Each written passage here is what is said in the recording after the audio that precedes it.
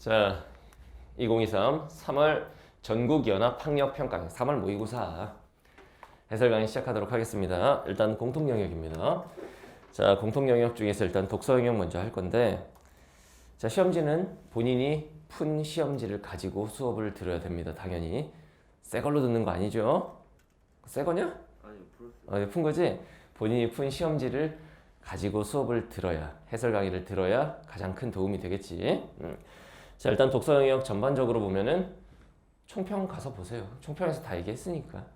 전반적인 난이도는 다른 영역에 비해서는 살짝 어려웠다. 그리고 선생님이 느끼기엔 깔끔하지가 않다. 문장과 문장의 어떤 유기성, 이런 것들이 깔끔하지가 않아. 그리고 전국 모의고사에 오타가 나면 어떡하자는 거야. 오타가 그냥 단순히 무슨 서술어의 오타나 조사의 오타 이런 게 아니야.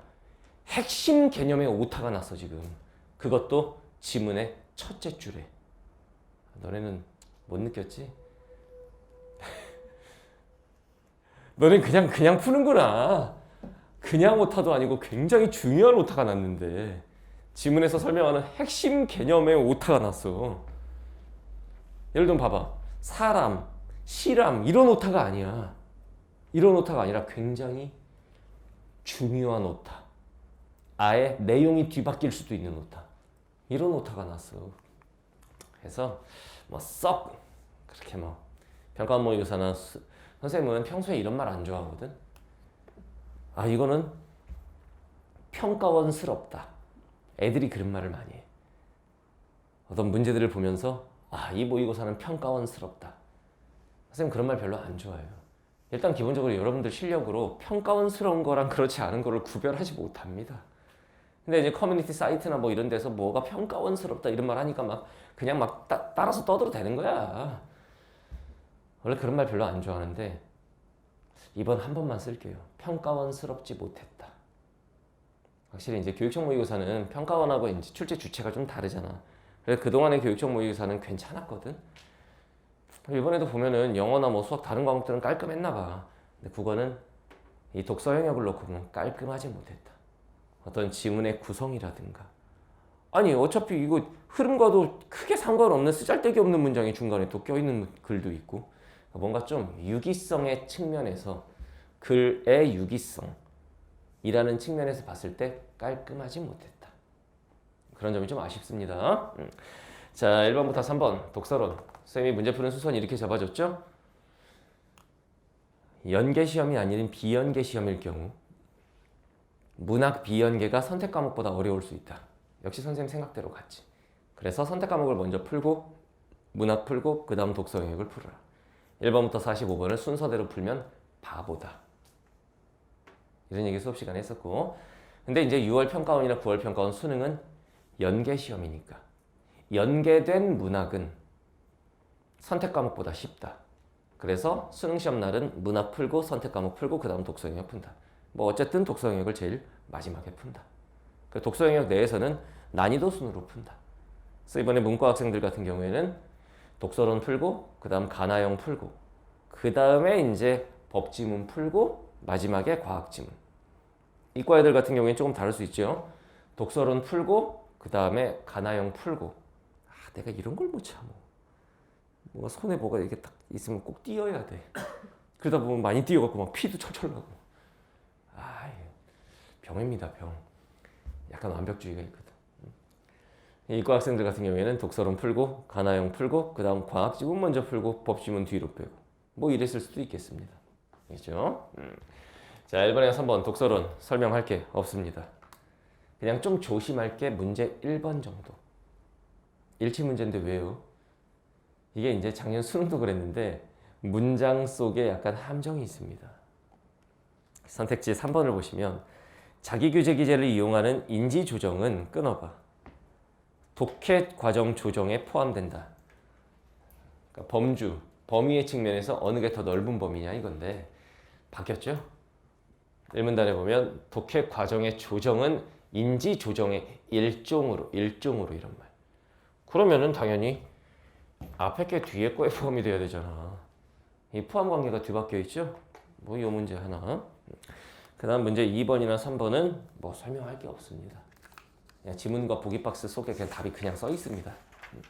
자, 그다음 4번에서 9번 지문 보겠습니다. 이것도 글 자체가 뭔가 좀 깔끔한 느낌이 들지 않아요. 그러니까 아마 이런 걸 거야. 평가원 모의고사나 수능 같은 경우에는 출제위원이 문제 내기 좋게 EBS를 연계해서 본인이 직접 글을 씁니다. 출제위원들이. 근데 교육청 모의고사는 보통 어딘가에서 글을 따와요. 따오는 과정에서 글을 좀 문장을 바꾸거나 윤문이라고 하는데 글을 문장을 좀 바꾸거나 글 자체를 이 부분은 좀 생략하고 뒷부분을 갖다 붙인다거나 이런 과정에서 어떤 유기적인 흐름을 잘 연결해 줘야 되는데 그게 좀 부족하지 않았나 그런 느낌이 좀 들어요. 자, 4번에서 9번 한번 볼게요. 보시면은 이 글은 좀 가볍게 읽어보긴 할 건데 이렇게 가야 되는 거지. 이 긴 지문을 일단 가, 나를 둘 다 읽고 풀면 망했다. 가를 읽었으면 가의 독해가 끝나고 나서 가에 대한 단독 문항들을 풀어줘야 된다. 그러면 한 절반 정도가 날아간다. 그 다음에 이제 남은 문제를 나를 읽고 풀어준다. 단계적 풀이가 중요하다는 거. 그게 잘 되려면 문제 분석을 딱 하고 문제 푸는 순서와 전략을 딱 짜고 들어가야 된다는 거. 알겠죠? 그런 게 중요했습니다. 자, 가에 포인트가 되는 내용만 좀 볼게요. 자, A 부분에 보면은 모방이라는 말이 있어요. 모방은 두 번째 줄 끝에 보면 관찰과 학습이 필수적이래. 대상을 관찰하고 학습하는 과정을 거쳐 모방을 한다. 됐죠? 두 번째 문단에는 그와 관련한 실험이 나오는데 어린 침팬치들하고 그 다음 아이들을 대상으로 실험을 했대요. 침팬치보다는 아이들이 낫지 않겠니? 걔네들이 더 모방을 잘할 거 아니야. 뭐 실험 결과는 그렇게 나오는 건데. 자, A 부분 밑에 보면 어린 침팬치들은 불투명 상자의 경우 시범을 잘 따라하지만 모방을 잘 하는데 투명 상자의 경우 그렇지가 않대. 그런데 아이들은 상자가 불투명하든 투명하든 시범자의 행동을 잘 따라한대. 인간이 침팬지보다 모방 능력이 좋구나. 뭐 이런 내용. 다음 문단 보면 어린 침팬지들과 아이들의 이러한 차이, 그 실험 결과를 가지고 신경과학 차원의 거울 뉴런을 통해서 설명할 수 있대요. 많은 친구들이 이 부분을 보면 무슨 수학 강의를 떠올렸을 텐데 신경과학 차원에서 거울 뉴런 이걸 통해 설명할 수 있다. 이런 말이 나오죠. 좀 과학적으로 설명할 수 있다. 그 설명의 결과는 이러하다. 그래서 거울 뉴런이라고 하는 게 뭐냐면 밑에 잘 따라와. 뭐 행동에 대한 관찰을 포함하지 않은 행동, 실행 뭐 이런 것들이 있는데 모방에서 이 거울 뉴런은 가장 높은 활성화가 되더라. 모방 과정에 거울 뉴런이라는 신경학적인 측면이 작용하더라. 이런 내용입니다. 알겠죠? 자, 그다음 가가 끝나고 나서 우리가 풀어야 되는 문제가 뭐였느냐? 이런 식으로 한번 전개해 볼게. 문제 4번 한번 보세요. 가와 관련해서 보면은 선택지 1번 포인트만 볼게요. 항상 선생님이 강조하는 거 3가지. 선택지를 보는 습관이 잘 들면 5점이 오른다. 선택지 보는 3가지. 일단 첫 번째. 모든 선택지는 두 부분으로 나눠서 읽을 수 있다. 선택지 끊어 읽기. 두 번째, 모든 선택지에는 답을 결정짓는 키워드가 존재한다. 문장 단위로 생각하지 말고 키워드 차원으로 생각의 범위를 줄인다. 그래야 좀 뭔가 선명해지는 거지. 내가 따져야 될 대상이 무엇인지가 분명히 보이죠. 그 다음 세 번째, 모든 선택지는 지문에 있는 말의 변형이다. 그래서 선택지에 있는 말을 지문 용어로 바꿔준다. 됐죠? 바로 키워드 잡아볼게. 선택지 1번. 가는 뉴런의 기원이 나오지 않아요. 제끼고. 2번. 가는 모방의 과정 맞고 거울 뉴런의 기능도 나왔지? 가만 보면 맞습니다. 3번. 가는 사례 일반화 모방의 분류 기준. 모방을 분류하지 않았습니다. 제끼고. 4번. 가는 실험 결과 나오고 인간 모방의 특징 나왔습니다. 이것도 괜찮고. 5번. 가는 인간과 동물, 침팬지의 차이 좋아. 모방의 특성 좋습니다. 1번과 3번 정도를 제낄 수가 있겠죠? 답은 나에서 나오겠구나. 자, 문제 5번. 가, 나에 대한 이해니까 이것도 가에 대한 선택지 1, 2, 3번을 따져봐야죠. 뭐 설명할 게 없습니다. 답은 2번이죠. 그냥 일치 문제예요. 아이들의 겨울이라네. 거울 뉴런은 어린 침팬지들의 거울 뉴런과 달리 끊어봐. 행동이 실행되는 방식을 모방할 수 없다. 아이들이 훨씬 더 잘한다. 그죠? 답은 2번이고. 자, 그 다음에 6번은 아직 풀 수가 없는 거죠. 그 다음 7번도 나에 대한 거고, 8번도 결국 디귿까지 가야 되고, 9번에 어휘 정도 볼 수 있었겠지? 근데 A, B, C에는 답이 나오지 않습니다. 바꿔쓰기는 직접 해당 부분의 어휘를 직접 대입하고 자연스러운지를 따져보면 됩니다. 됐죠? 자, 다음 이런 가나형 지문을 우리가 주제 통합형 지문이라고 부르죠. 다시 말하면 유사한 주제를 다루고 있어. 그런데 관점이 조금 달라. 가가 이제 모방을 중심으로 내용을 전개하죠. 나도 아마 그럴 거라고. 모방에 대한 내용이 나올 거야. 그런데 관점이 가하고는 좀 다르겠지. 그 다른 관점을 잘 파악해내야 돼. 알겠나요? 자, 나에 보면 뭐 도킨스라는 학자가 어떤 주장을 하는데 문화도 특정 정보 단위로 복제되는 거다. 문화의 복제. 그걸 밈이라고 한다. 밈 들어봤죠? 밈 현상. 작년, 재작년에 좀 뉴스에도 많이 나왔던 단어지. 밈. 다음 문단 보면은 밈도 모방의 과정을 통해 밈도 모방이다. 결국 이 모방이라는 말이 가하고 겹치는 거지. 한 사람의 뇌에서 다른 사람의 뇌로 퍼뜨려진다. 이렇게 전파된다. 그 다음 한 6줄 내려가 봐요. 밈이 복제자이자 행위자다. 밈 자체가 복제자인 것이고 행위자다. 인간이 행위자가 아니다. 이런 얘기가 나오죠. 자, 그 다음 B부분에 보면은 밈의 전달이 모방을 통해 일어난다면 이 블랙모어라는 학자가 3가지 얘기를 하는데 모방을 전염, 개인적 학습, 비모방적인 사회적 학습과는 구별한다라는 이 구별한다라는 말의 의미를 잘 받아들여야지. 모방은 얘네들하고는 다르다는 거지. 뒤에 나오는 3가지는 다시 말하면 모방이라 말할 수 없다. 그 중에서 뭐 전염은 이래서 모방이 아니고 개인적 학습은 이래서 모방이 아닌데 포커스를 두고 있는 게 이거죠. 비모방적 사회적 학습. 이 3가지 중에 이거에 대한 설명이 가장 길어요. 그러면 이거에 대해서 묻는 문제가 있겠구나. 이런 판단을 할 수 있어야지. 비중을 많이 실어놨다는 얘기는 그와 관련해서 뭐 한 3점짜리 한 문제 이렇게 내겠다 뭐 이런 거잖아. 그래서 비모방적 사회적 학습이 뭐냐면 이거는 항상 이런 어떤 용어가 나오면 1초만 생각해 보라고 그랬지. 비모방적. 무슨 말이겠어? 모방 아니다. 그지? 학습의 대상이 행동 자체가 아니고 모방이 아닌 거다 이건. 이런 얘기를 했어요.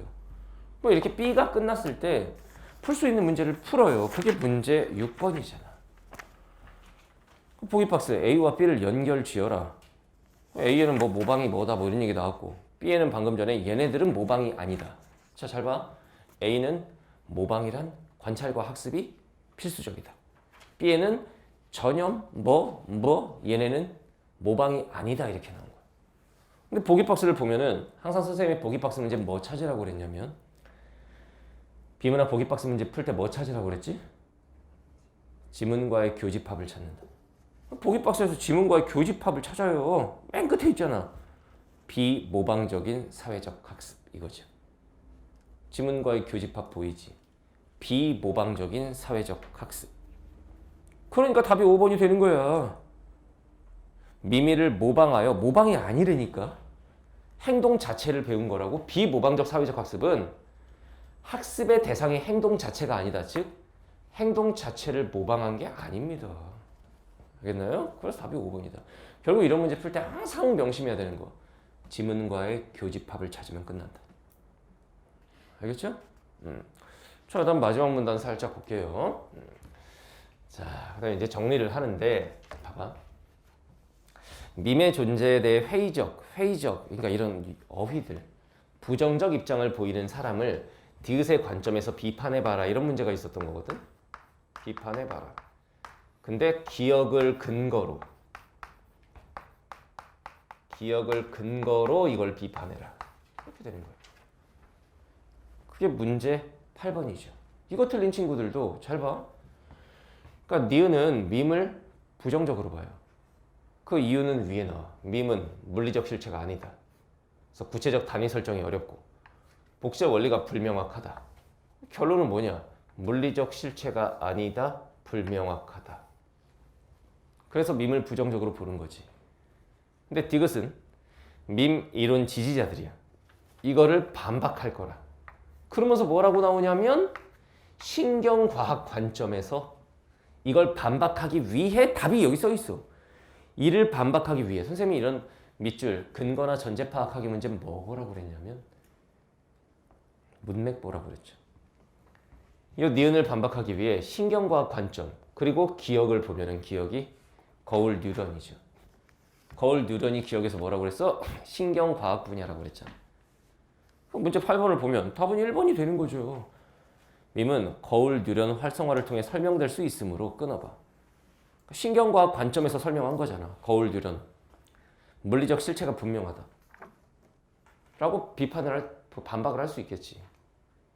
됐지? 봐봐. 거울 뉴런이라는 것 자체가 이거였잖아. 신경과학 차원이라고. 과에 나온 말하고 연결해주면 되잖아. 오케이? 그래서 정보를 조각조각 내서 기억하면 안 되고 독해 과정에서 중요한 게 뭐다? 정보의 연결이다. 선생님이 말 바꾸기에 잘 대응해야 되고 이런 걸 수업 시간에 많이 강조를 했던 거예요. 자, 그다음 문제 4번을 이제 풀어본 답이 4번으로 가죠. 나에는 학자들의 견해, 도킨스나 블랙모어 이런 학자들이 나오지? 그다음 밈의 특징에 대해 설명하죠. 답 4번이고.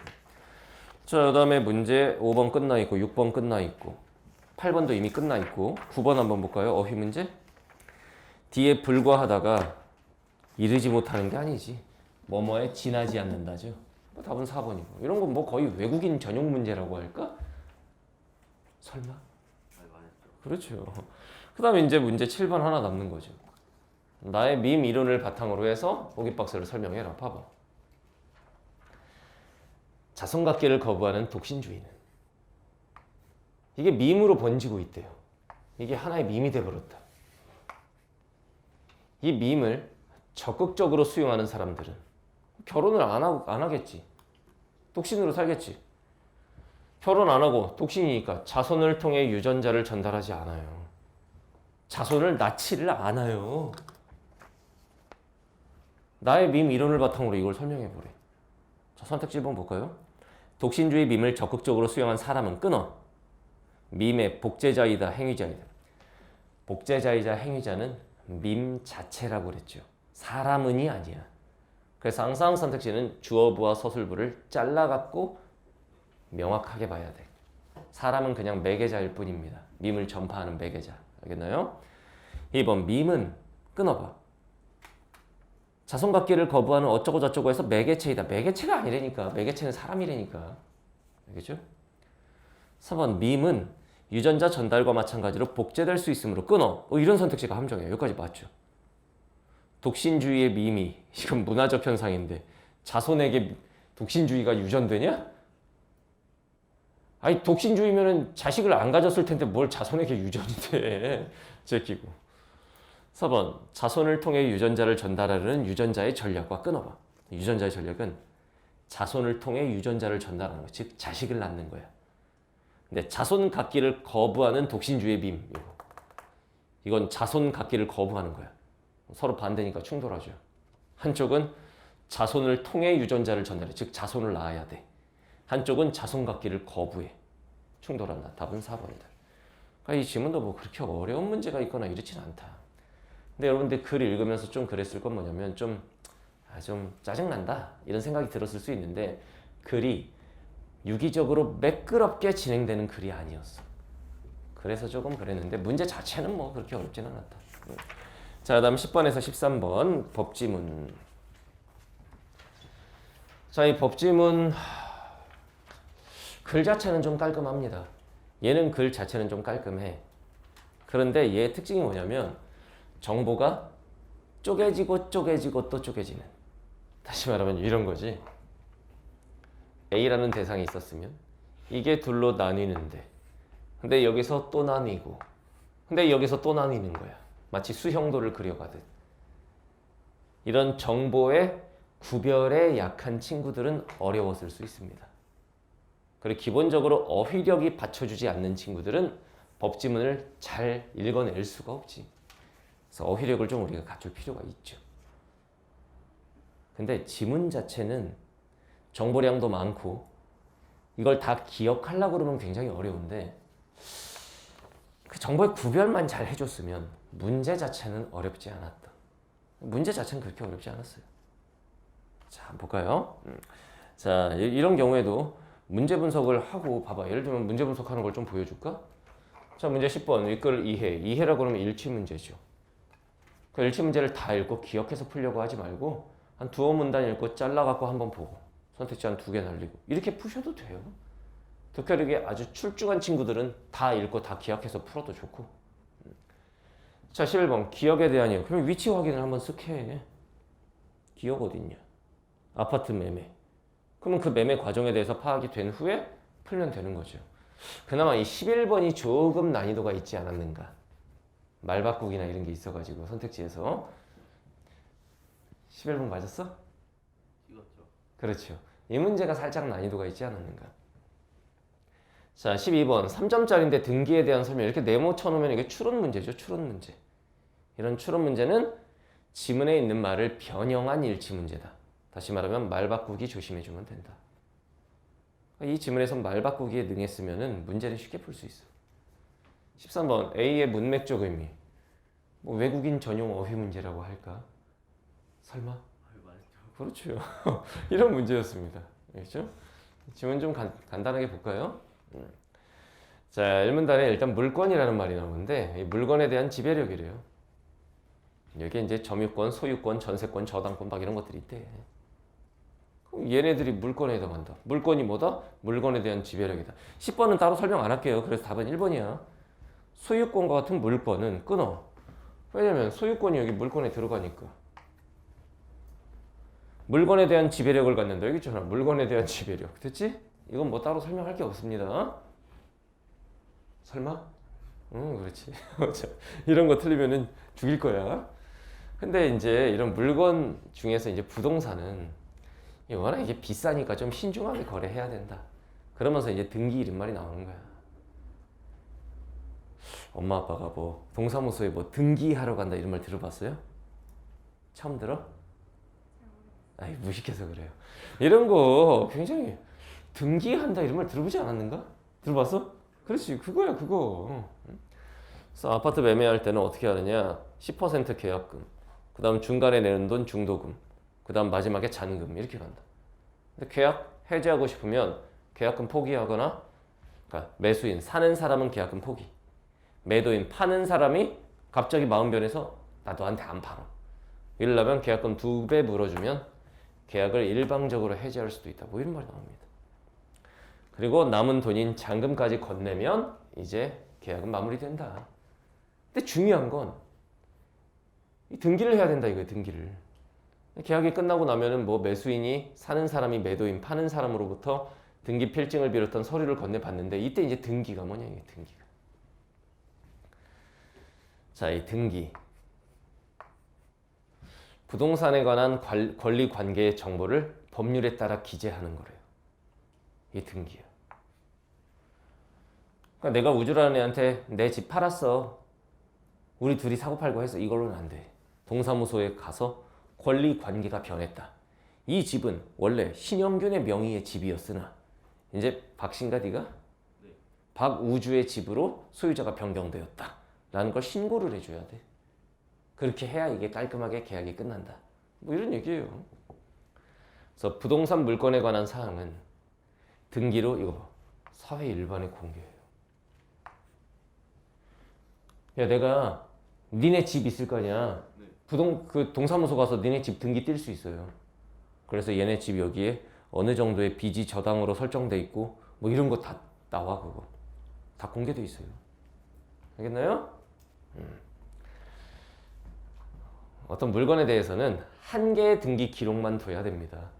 하나의 아파트를 등기를 보니까 신영균, 박우주, 뭐 가현이 뭐 다 있다. 이건 안 된다.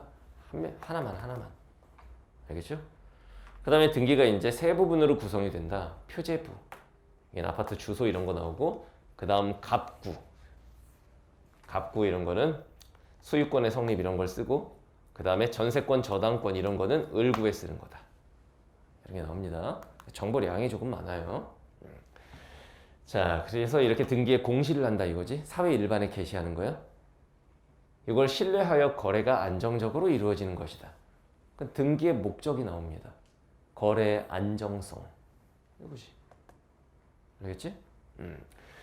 자, 매매를 통해서 소유권자가 바뀌는 것과 같이 새롭게 발생한 등기 원인에 의한 등기를 기입등기라고 합니다. 이제 등기의 종류가 나오는 거죠. 기입등기. 그 다음에 완료된 등기가 뭔가 착오가 있었어. 고쳐야 돼. 그걸 바로잡는 걸 경정등기라고 한다. 등기의 종류가 나오는 거지. 여기에는 또 뭐 이런 경정등기가 있고 또 이런 경정등기가 있다. 쪼개지고 또 쪼개지고. 이 정보의 구분만 잘해주면 되는 거고. 그래서 이런 지문에서 나 이거 다 기억 못해. 이런 사람들은 메모하시면 됩니다. 메모하시면 돼요. 그러니까 예를 들면 봐봐. 여기부터 정보량이 너무 많아서 나는 큰일 나겠는걸 이렇게 가면 이 등기에는 기입 등기가 있고 그 다음에 경정 등기가 있고 뭐 이런 것처럼 알겠지? 그 다음 경정 등기 안에는 또 어떤 경정 등기가 있고 또 어떤 경정 등기가 있고 뭐 기입 등기는 예를 들면은 매매 뭐 경정 등기는 뭐 바로잡기 오류 바로잡기 뭐 일일이 다 써주진 않을게요. 이런 식으로 간단하게 메모를 통해서 머리의 한계를 극복하는 것도 도움이 됐을 것이다. 수업 시간에 선생님이 굉장히 강조했던 정보량이 많으면 간략하게 메모를 해놓고 그걸 활용해서 문제를 풀어라. 뭐 이런 걸 써먹을 수 있는 지문이었죠. 알겠죠? 자, 다음 문단 보면 등기 신청은 원칙적으로 등기 권리자와 등기 의무자가 공동으로 신청하도록 하는데 여기서 잘 봤어야 돼. 여기서 잘 봤어야 돼. 등기 권리자와 등기 의무자. 등기 권리자가 뭐냐면 잘 봐. 등기부에 새롭게 권리자로 오르게 되는 사람이 등기 권리자야. 그 다음 등기 의무자는 뭐냐면 원래 권리자로 기록되어 있는 사람이야. 자, 잘 봐. 여기를 잘 봤어야 돼. 이런 게 말 바꾸기가 전형적으로 일어나는 부분이거든. 예를 들면 내가 신영균이 내 소유의 집을 박우주라는 애한테 팔았어.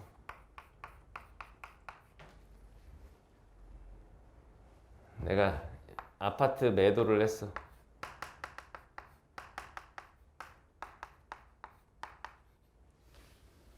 그러면 신영규는 파는 사람이니까 뭐라고 불러? 매도인. 박우주는 이 아파트 샀으니까 얘는 뭐야? 매수인. 말 바꾸기 해볼까? 등기 권리자는 등기부에 새롭게 권리자로 오르게 되는 사람이야. 그러면 이 경우에 등기 권리자가 누구냐? 그렇지, 매수인. 얘가 매도 등기 권리자야. 이제 얘가 아파트를 샀으니까 그러니까 얘가 이제 새롭게 권리자가 되는 거잖아. 그럼 매도인은 뭐냐면은 원래 아파트가 신영균 거였잖아. 그러니까 원래 권리자로 기록되었던 얘겠지? 그럼 얘가 등기 의무자라는 거.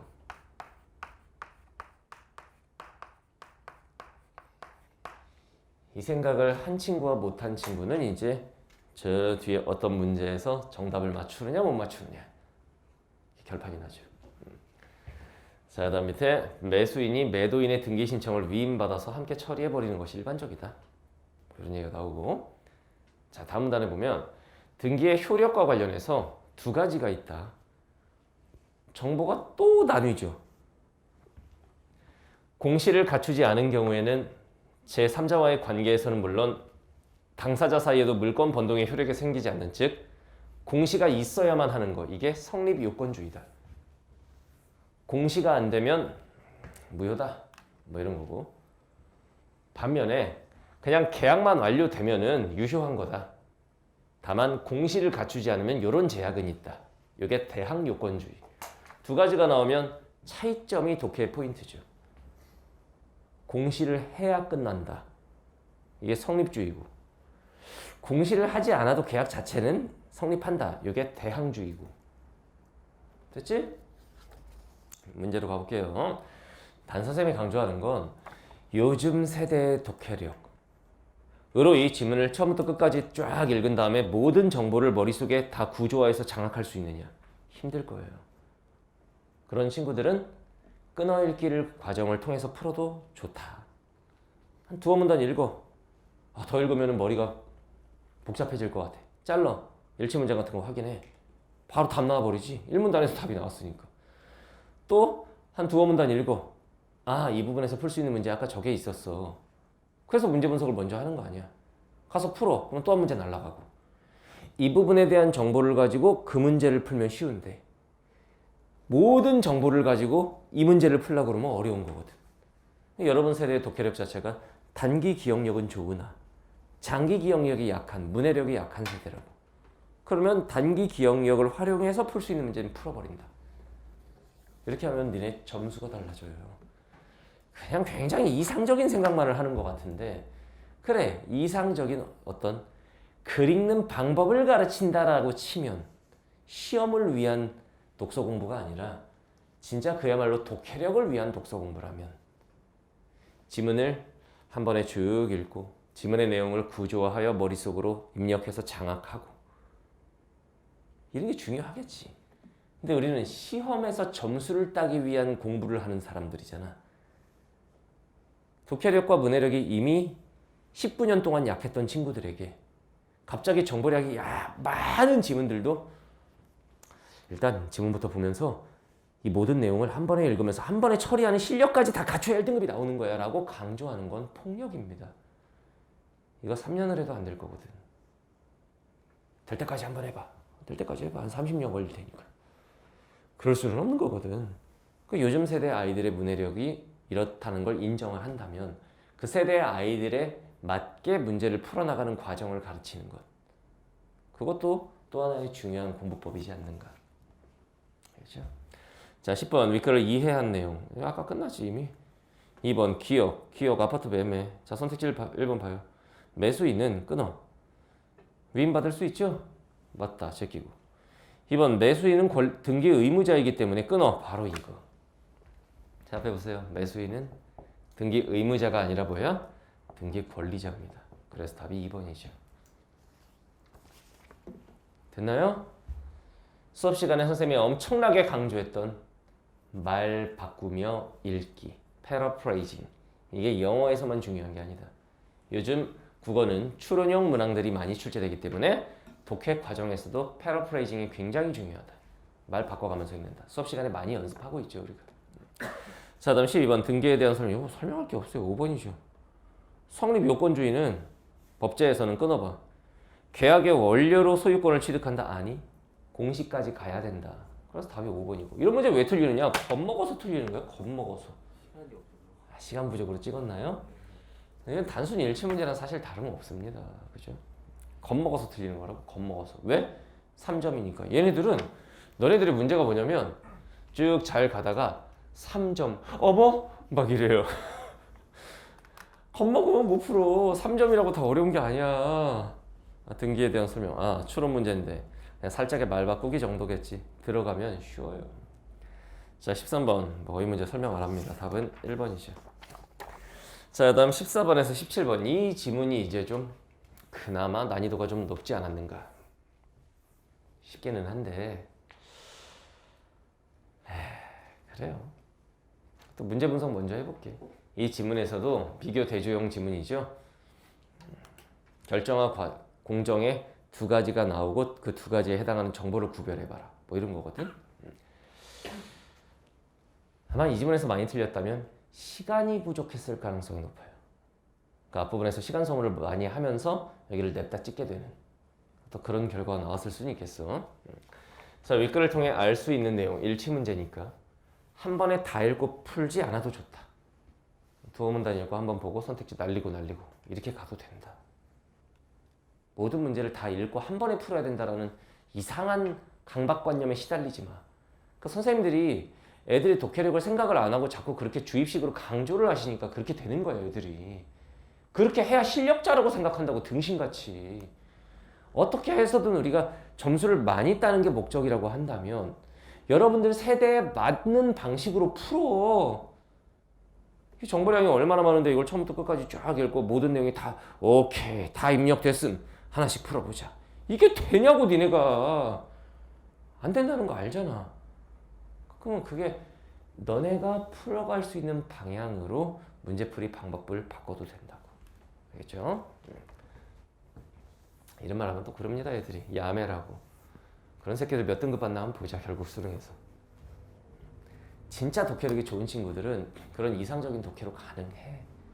이것도 처음부터 끝까지 쫙 읽고 나서 용해도라는 게 이런 거고 오케이 초임계 상태가 이런 거야. 오케이 GAS 과정이 이런 거고 그 다음 RESS 과정이 이런 거야. 오케이 정보 구별 다 됐음.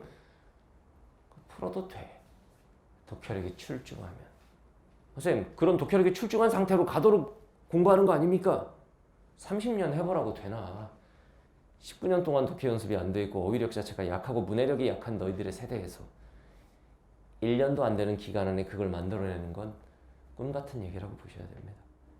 그러면은 단기 기억력에 각각 강하니까 유튜브도 쇼츠 이런 걸 좋아하잖아.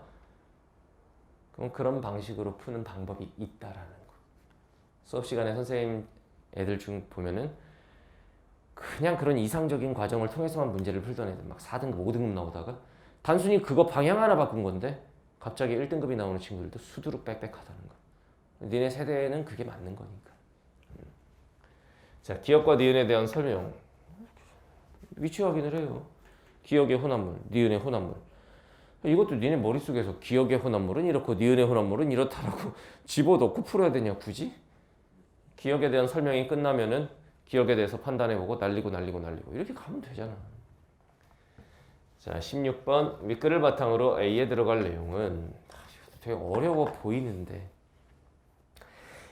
항상 보기 박스는 지문과의 교집합을 찾아라. 지문과의 교집합 부분만 잘 찾아주면 거기에 그냥 내가 답이요 이러고 써있어. 그냥 지문과의 교집합을 찾는 것이 문제풀이의 시작이다. 보기 박스 문제. 그렇죠? 17번 별표 치세요. 이건 조금 인정. 약간 난이도 있음. 약간 난이도 있는데 자료 해석만 잘했으면, 보기 박스의 자료 해석만 잘했다면, 그리고 그걸 지문과의 교집합으로 연결을 시켰다면 가볍게 풀 수 있는 문제기는 한데 난 여러분들 심리를 알아요. 일단 딱 보는 순간 뭐? 3점? 거기다가 오우씨! 표! 안 해. 나 안 해. 이런 애들이 많아요. 솔직히 말해봐. 솔직히. 학생 입장에서 겁먹지. 딱 보면 왠지 못 풀 것 같은 걸. 막 이런 느낌이라고 할까? 수학으로 치면 28번 딱 보면 28, 29, 30 그쪽 딱 보면 이건 내게 아니야. 뭐 이런 느낌 있잖아. 이것도 약간 그런 느낌을 받으면 야 시험장에서 시험 문제 푸는 건 싸우는 거랑 똑같아. 누구랑 싸운다고 치자. 딱 봤어 상대방을 못 이겨. 죽어도 못 이겨. 똑같은 거거든 이거. 겁먹지 마세요. 답을 잡아낼 수 있는 실마리는 항상 모든 문제의 답은 지문 속에 있다. 알겠죠? 자 지문 한번 읽어보겠습니다. 자 1번 단에는 용해도라는 말이 나와요. 용해도. 일정한 온도에서 일정한 양의 용매에 여기가 오타가 난 거지. 여러분들 첫째 줄 시험지 봐봐. 용해도는 끊어봐. 이런 거 어휘력이죠. 용해가 뭐니? 용해가 뭐야? 녹는 거야. 일정한 온도에서 시험지 봐. PPT 보지 말고. 이거 왜 바뀌어있지? 바꿔놓은 거예요 일부러? 일정한 온도에서 시험지 봐. 일정한 온도에서 일정한 양의 용질에 최대로 녹을 수 있는 용질의 양으로 끊어. 이렇게 써있지. 용매하고 용질은 아예 개념 자체가 다른 겁니다. 일정한 양의 용질에 어떻게 용질이 녹겠냐? 용질이라고 하는 게 녹는 물질인데 일정한 양의 용매 이렇게 나와야 되는데 시험지 오타입니다. 그렇게 시작해버리면 이 출제위원분들 이건 진짜 안 됩니다. 이게 무슨 시중 문제집이나 이런 것들도 아니고 전국에 있는 모든 고3 수험생들이 처음으로 응시하는 모의고사예요. 그러니까 내가 이런 오타면 인정을 해. 예를 들면은 용질의 양인데 용질의 앙으로 이렇게 써 있다. 그런 것 정도의 오타는 뭐. 근데 용매가 들어갈 자리에 용질이 들어가 있다? 이거는 용매하고 용질은 아예 개념 자체가 다른 거잖아. 그것도 거의 상대적인 개념이라고 봐도 되는 거란 말이야. 예를 들면 물이라는 액체에다가 소금을 넣어서 녹일 거야. 그러면 물이 용매가 되는 거고 소금이 용질이 되는 건데 이 개념 자체가 완전히 다른 건데 첫째 줄에 그렇게 오타를 내버리면 애들 입장에서 그러면 여기에 뭔가 또 내가 모르는 뭔가가 있는 건가? 물론 여러분들은 용매, 용질, 용액, 용해도 이런 것 자체 어휘의 의미 자체를 몰랐던 친구들은 몰랐을 거예요. 뭐가 틀렸는지를. 근데 좀 공부되어 있는 친구들은 분명히 여기서 이상하다는 생각했을 겁니다. 그러면 애들은 혼란스러워지죠. 용질에 용질이 녹을 수도 있다는 얘기인 건가? 용매에 용질이 녹는 게 아닐까? 아닌데 내가 모르는 뭔가가 있는 건가? 이렇게 돼버리면 안 되잖아. 이건 좀 문제가 있지 않은가. 이런 오타는 좋지 않습니다. 일정한 온도에서 일정한 양의 용매에 최대로 녹을 수 있는 용질의 양, 이게 용해도다. 알겠죠? 자, 근데 혼합물의 과포화 상태라는 말이 나옵니다. 과포화, 포화 단계를 넘어선 거죠. 알겠죠? 용질이 용해도 녹을 수 있는 그 상태를 넘어선 거야. 딱 5만큼 녹을 수 있다. 근데 6만큼, 7만큼 녹아버린 거야. 과포화 상태다. 과포화 상태가 포화 상태로 돌아가려는 과정이 있다. 그러면서 결정화, 소금의 결정, 설탕 결정 이런 말 들어봤죠. 결정이 디시전이겠냐? 결정 있죠, 결정. 다이아몬드 결정 막 이런 거. 자, 이게 용질이 고체 입자로 석출되는 겁니다. 무슨 말인지 알겠지? 자, 그러니까 여러분들이 일단 기본적으로 소금을 물에다 녹여서 소금물이 됐습니다. 아주 기본적인 용어잖아. 그러니까 이 소금을 뭐라고 한다? 용질이다. 그럼 이 물은 뭐다? 용매다. 그럼 소금물은 뭘까? 용액. 여기서 이제 저기서 혼합물이 되겠죠. 그러니까 혼합물.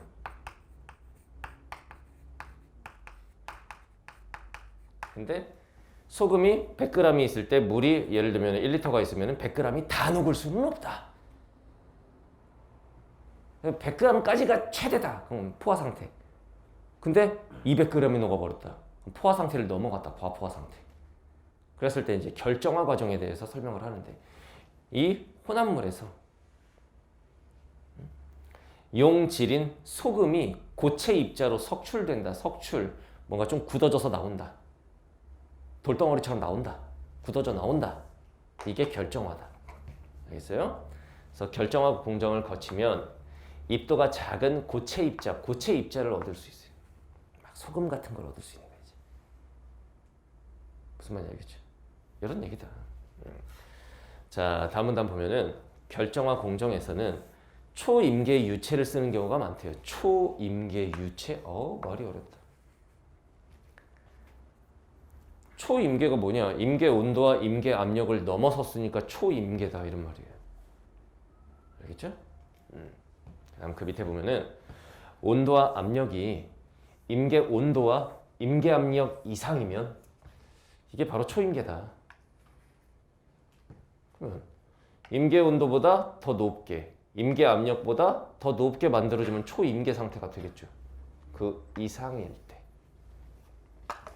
근데 결정화 과정에서는 이걸 활용한대요. 알겠죠? 자, 쭉 내려가 볼까요? 초임계 유체를 이용한 결정화 공정에서는 고체 입자의 입도를 조정할 수 있습니다. 입도는 어휘풀이에 써 있어요. 입자 하나하나, 소금 입자 하나하나의 평균 지름. 다시 말하면은 소금이라고 치면 그 크기를 조정할 수 있다는 얘기야. 석출될 때 이만한 소금이냐, 이만한 소금이냐, 이만한 소금이냐. 입도. 알겠나요? 자, 다음 문단 봅시다. 쭉 읽고 풀지 않아도 돼. 중간에 잘라가면서 풀었어도 돼. 알겠지? 자, 다음 문단 보니까 GAS 공정에서는 GAS라고 읽는지 가스라고 읽는지 모르겠습니다. GAS 공정은 초임계 이산화탄소를 반용매로 사용합니다. 말이 어렵네요. 일단 초임계 이산화탄소를 이용한다는 건 알겠어. 반용매가 뭐냐? 혼합물에 녹아있는 용질을 작은 입도의 고체로 석출합니다. 혼합물에 녹아있는 용질, 소금 같은 거를 작은 입도, 조그만 알갱이의 고체로 석출합니다. 여기서의 반용매는 어려운 용어가 나오니까 설명을 하는군요. 용질은 녹이지 않습니다. 용매와는 잘 섞여요. 그게 반용매의 특징이야. 알겠죠? 용질을 녹이진 않아. 근데 용매는 잘 섞여. 반용매를 혼합물에 첨가를 하면 반용매는 용매와 잘 섞인다고 그랬잖아. 그 용질은 이제 고체 입자로 석출이 되게 돼요. 이거 이해돼? 소금하고 물이 만나 소금물이 되는 건데, 이 소금물이 이제 혼합물일 텐데,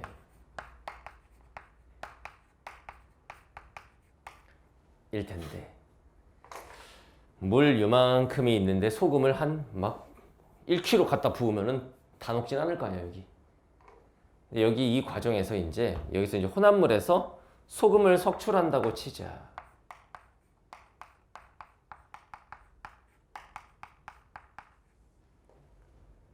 알겠죠? 선생님, 소금하고 물을 섞어갖고 소금을 만들어 놓고 뭐하러 소금을 다시 석출합니까? 그러네. 그러니까 예를 들면 그냥 애당초 소금물 또는 바닷물 같은 게 있다고 치자. 바닷물 같은 거. 그래서 이제 소금 알갱이를 얻어내야 될 거 아니야. 소금을 석출한다. 이 과정에서 이제 뭐를 쓴다고 그랬냐면은 지금 여기서는 반용매를 쓴다. 근데 반용매로 뭘 쓰냐면은 초임계 이산화탄소를 쓴다. 초임계 CO2를 쓰겠다 이거야. 알겠나요? 근데 이 반용매의 특징이 뭐냐면은 이 물하고 잘 섞입니다, 얘가. 근데 이 소금을 녹이진 않아요, 얘가. 알겠지? 그래서 이 초임계 CO2가 이 물하고 섞이고, 그리고 여기에 있는 이 물하고 섞여, 얘가. 반용매가 이 소금 물 중에 물하고 섞여.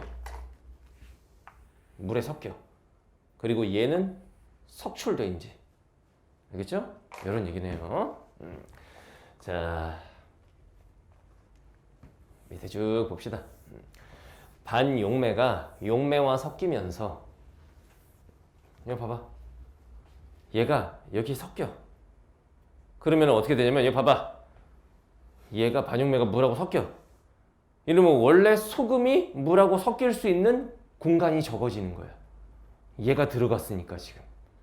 원래 소금이 기다려, 나 들어갈 거야 이러는데 반용매가 no, 내가 먼저. 다 들어가 버렸어. 그럼 얘가 여기로 들어갈 자리가 없는 거야. 그러면 석출되는 거야, 이제. 알겠죠? 반용매가 용매와 섞이면서 포화될 수 있는 용질, 양이 줄어드는 거예요. 그럼 걔네들이 어떻게 돼? 석출이 되는 거야, 이제. 알겠나요? 그 석출은 농도에 의해서 정해진다. 농도와 관련이 있다. 자, 다음 문단에 핵심 정보가 나와야지. 결정화 공정에서 결정화가 뭐라고? 이게 니네 문제야. 읽다 보면은 내가 지금 뭘 하고 있지?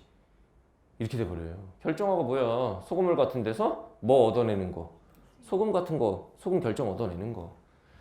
이 결정화 공정에서 고체 입자를 석출할 때는, 뭐 소금을 석출해낼 때는 우선 일정한 수의 용질 분자가, 일정한 수의 소금 분자 같은 게 모여서 집합체를 이루어 결정핵이라는 게 생성이 돼야 됩니다. 알겠죠? 혼합물의 농도가 높을수록 뭐뭐 할수록 뭐뭐 하다 이런 관계성이 드러나는 문장은 100% 출제라고 강조했었죠.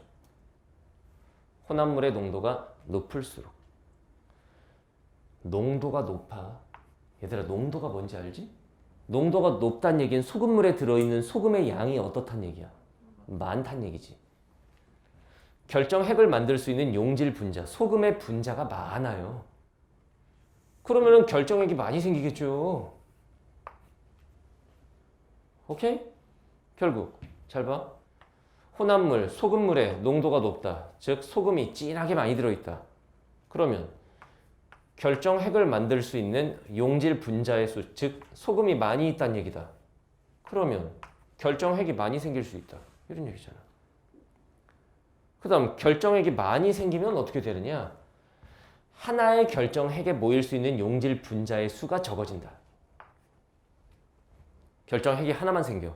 소금이 이리로 다 모여. 그럼 어떻게? 자, 앞에 봐. 결정핵이 하나만 생길 거야. 그 소금 분자가 이리로 다 모여서 하나만 생겨. 이만해져. 근데 결정핵이 많이 생겨. 그러면 그 하나당 들어가는 소금은 양이 어떻겠어? 조금이야. 그러니까 입도가 작아지는 거야. 자, 결정핵이 많이 생성되면 하나의 결정핵에 모일 수 있는 용질 분자의 수가 적어져. 하나에 조금만 모여. 그러면 입도, 그거의 지름은 어떻게 되냐? 작아져. 고체 입자의 크기는 작아진다. 말 바꾸면 입도가 작아진다 이거죠. 그러니까 이런 부분을 나는 기억을 할 수가 없다. 난 도저히 기억을 할 수가 없다. 이런 사람들은 이런 거를 메모하시면 됩니다. 메모. 그러니까 예를 들면 어떻게 하면 되는 거야? 이거 봐봐. 농도가 높다. 농도가 높으면 그러면은 결정핵을 만들 수 있는 용질 분자의 수가 많아지고 결정핵이 많아진다.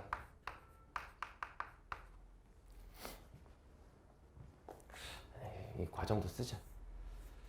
결정핵을 만들 수 있는 용질 분자. 결정핵까지 써. 길게 쓰기 싫어서 지금 그러는데 길게 쓰자 그냥. 결정핵을 만드는 용질 분자의 수가 많아진다. 용질 분자의 수가 많아진다. 그러면 어떻게 되냐면은 하나의 결정핵에 모일 수 있는 용질 분자의 수는 적어진다. 하나의 결정핵에 모이는 용질 분자의 수는 적어진다. 용질 분자 수는 적어진다. 그러면 고체 입자의 크기는 작아진다. 그러면 고체 입자의 크기는 작아진다. 선생님 뭐하러 이렇게 다 옮겨 쓰나요? 기억을 못할까 봐 무서운 사람들은 이렇게 하라는 얘기지. 결론은 뭐냐면 결론은 이거야. 농도가 높아지면 석출되는 고체 입자의 크기는 작아진다. 즉 지문에 있는 말로 바꾸면 뭐가 작아진다? 입도가 작아진다. 이렇게 가는 거야. 알겠나요? 자, 한편 초임계 이산화탄소를 용매로 사용하는 결정화 공정도 있어. 초임계 이산화탄소 자체를 얘를 용매로 사용하는 거야. 얘를 용매로 사용한다는 얘기는 마치 소금하고 물이 있을 때 물과 같은 역할로 쓰는 그런 것도 있다. 그게 RESS, RES라고 그러나 이거? 공정에서는 결정화하려는 물질과 초임계 이산화탄소 자체가 섞여 있는 거야. 그럼 여기서의 혼합물은 지금 뭐냐면 여기서의 혼합물 잘 봐. 원래 저 기억에서의 혼합물은 소금하고 물이 섞인 소금물이었잖아. 근데 여기는 결정화하려는 물질, 소금하고 초임계 이산화탄소가 섞인 혼합물이야, 이게. 물이 섞인 게 아니고. 그 차이를 잘 인식을 했어야 돼. 이걸 고압의 용기에서, 압력이 높은 용기에서 대기압을 유지하는 용기로 분사하면 용기에다가 그냥 쫙 하고 쏴버리는 거예요. 이게 뭐가 혼합물이 뭐냐면은 초임계 이산화탄소와 소금이 섞여 있는 거야. 쫙 쏴버리는 거지. 그러면 얘가 이제 초임계 이산화탄소가 압력이 내려가. 그 다음에 기체로 변해. 그 과정에서 용질이 고체 입자로 석출되는 거예요. 이게 RESS예요. 알겠죠? 근데 석출되는 고체 입자의 입도는 그 알갱이의 크기는 가스 과정하고 똑같아요. 이 정도의 내용. 됐죠? 자, 문제 14번. 알 수 있는 내용 일치 문제입니다. 적절하지 않은 것은. 자, 선택 7번. 초임계 이산화탄소를 용매로 사용하여 용질을 석출할 수 있죠. RESS 방식에서. 맞죠? 제끼고. 2번. 혼합물에 반용매를 첨가하면 끊어. 그러니까 반용매. 그걸로 이제 초임계 이산화탄소 같은 걸 첨가한다고 했지. 원래 있던 용매의 양이 줄어든다. 얘가 용매랑 잘 만나서 잘 녹는다고 그랬지. 용매가 줄어든다는 게 아니지. 답은 2번입니다. 그 반용매가 원래 있던 용매에 잘 녹는다죠. 그게 녹는다고 해서 용매의 양이 주냐? 그건 아니지. 자, 다음에 15번. 기억과 니은. 15번. 기억의 혼합물, 니은의 혼합물. 설명할 게 있나 이게? 선택 1번 봐봐. 기억과 달리 니은은 끊어봐. 레스에서의 혼합물. 초임계 이산화탄소가 액체가 되는 과정이 아니라 기체가 된다 그랬죠. 기체로. 제끼고. 2번. 기억과 달리 니은은 끊어봐. 농도에 따라서 석출되는 고체 입자의 수가 정해진다. 달리라고 말하면 안 되는 거죠. 석출되는 고체 입자의 수, 뭐 이런 것들은 봐봐. 고체 입자의 입도가 정해지는 원리는 가스 공정 똑같아요. 이거랑 똑같다. 요즘에 이제 이런 선택지 조심해야 됩니다. 두 개를 비교 대조하는 경우에 달리가 들어가는 선택지. 3번. 니은과 달리 기억에는 끊어봐. 기억. 혼합물은 소금하고 물, 소금물이죠? 용질이 소금이라고 치자. 초임계 이산화탄소가 아닌 용매, 물에 녹아있다. 그렇죠. 니은은 용질이 초임계 이산화탄소에 녹아있는 거지. 왜? 초임계 이산화탄소가 용매 역할을 하니까. 기억은 그냥 소금물 아니냐. 쉽게 말하면. 답은 3번이네. 자, 다음 문제 16번 볼까요? 자, 지문과의 교집합. 지문과의 교집합. 이거 봐봐. 지문과의 교집합 찾아볼게. 초임계 유체를 용매로 사용한다. 알겠죠? 초임계 유체를 용매로 사용하는 건 어떤 방식이니? 지문에 나온 방식 두 가지 중에 어떤 방식이야? RESS 방식 되겠지?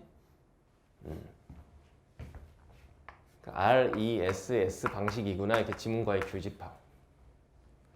이때 포화 상태 혼합물을 더 높은 압력에서 만들면 결정화 공정을 통해 석출되는 더 높은 압력에서 만들면 결정화 공정을 통해 석출되는 고체 입자의 입도가 작아진다. 이는 무엇 때문이냐? 자, 여기 들어가야 되는 건 뭐냐면 이겁니다. 선생님 따라와봐. 석출되는 고체 입자의 입도가 작아진다. 요거지 결국 요거. 이게 뭐 때문이냐? 요 앞에 있는 애들이 들어가면 돼. 요 앞에 있는 애들이. 알겠어요? 자, 그럼 선택지 1번. 결정핵이 더 적게 생성되기 때문에 결정핵이 많이 형성되죠. 많이. 결정핵이 많이. 알겠죠? 제끼고. 결정핵이 초임계 상태가 되냐? 미쳤니? 결정핵이 초임계 상태가 되는 게 아니야. 초임계 상태는 그 초임계 CO2 뭐 요거고. 3번. 초임계 유체의 온도가 낮아진다. 온도가 낮아지는 게 아니지. 자, 4번. 속도 관련이 없죠. 5번. 일정한 부피당 용질 분자의 수가 많아지기 때문에 자, 앞에 봐봐. 결정핵을 만드는 용질 분자의 수가 많아지는 거죠. 그러면 하나의 결정액에 모일 수 있는 용질 분자 수는 적어지는 거죠. 그러면 이제 고체 입자의 크기가 작아지죠. 이렇게 되는 거죠. 그래서 답이 5번이다. 자, 다음 17번 한번 보겠습니다. 17번 봐봐. 자, 이거 봐봐요. 용질 A를 그러니까 소금이라고 생각해요. 용매 B에 녹여 혼합물을 만들고 용기에 담은 후 압력을 높였대요. 뭐 압력을 높이고 뭐하고 이런 거는 초임계 상태를 만드는 거겠지, 그러니까. 그죠? 이후 용기에 초임계 이산화탄소를 주입했습니다. 그리고 A를 석출하는 거예요. 쉽게 이렇게 생각해. 용질 A, 소금, 용매 B, 물, 그 다음에 나중에 초임계 이산화탄소를 용기에다 주입. 초임계 이산화탄소 주입이야. 그러면 이거는 GAS 방식이라고 할 수 있겠지. 알겠죠? 왜냐면 RESS 방식은 용질을 용매 B에 녹이는 게 아니라 어디에 녹이는 거야? 초임계 이산화탄소 자체에 녹여버리는 거니까. 얘가 용매 역할을 하는 게 RESS 방식. 됐어요? 이건 GAS 방식. 이 실험을 통해 아래의 가나다와 같은 결과를 얻었다. 단 사용된 혼합물의 양은 똑같고 뭐 됐고. 자, 잘 봐. 이때 우리가 이제 자료가 3개가 주어지면 차이점을 봐야지. 가와 나의 차이는 뭐냐면 20, 20 요건 똑같은데 뭐냐면은 요거의 차이가 나요. 농도가 가가 나보다 작아. 됐지? 그 다음 나하고 다를 비교해 보면은 여기가 달라. 여기가. 농도는 똑같은데 초임계 이산화탄소를 주입하는 속도가 달라. 그 결과 석출된 A의 입도는 다 달라. 이럴 때 여러분들 문제가 뭐냐면 입도가 뭔지를 벌써 까먹었다는 거. 입도가 뭐였니? 그렇죠. 결정의 크기. 소금이 지름이 얼마나 되는 소금이 석출되었느냐. 뭐 이거야. 자, 선택지 1번 볼까요? 가와 나에서 석출된 A의 입도가 차이 나는 것은 끊어. 자, 입도가 이렇게 35, 25로 차이가 나죠. 확인하고. 초임계 이산화탄소에 녹는 A의 양이 다르기 때문에. 이건 지금 A 용질을 어디다 녹인다고 그랬어? 용매 B에다가 녹인다고 그랬지. 무슨 초임계 이산화탄소에 녹인다고 그랬어. 이게 아니잖아. 이거는 RESS 방식을 말하는 건데 이건 GAS 방식이라고 생각하고 풀었어야지. 알겠어요? 제끼고. 2번 가보다 나에서 석출된 A의 입도가 더 작은 것은 끊어봐. 이거 봐봐. 35, 25 이거 더 작아요. 작지. 하나의 결정핵에 모인 용질 분자의 수가 적기 때문이다. 잘 봐. 가보다 나가 이 차이를 봐봐. 농도가 더 어때? 높지. 자, 선생님 손 따라와. 이래서 써놨던 게 도움이 되는 거지. 농도가 높지. 그러면 결정액을 만드는 용질 분자의 수는 많고 하나의 결정액에 모이는 용질 분자 수가 적어지죠. 선택지 봐봐. 하나의 결정액에 모인 용질 분자의 수가 적어지죠.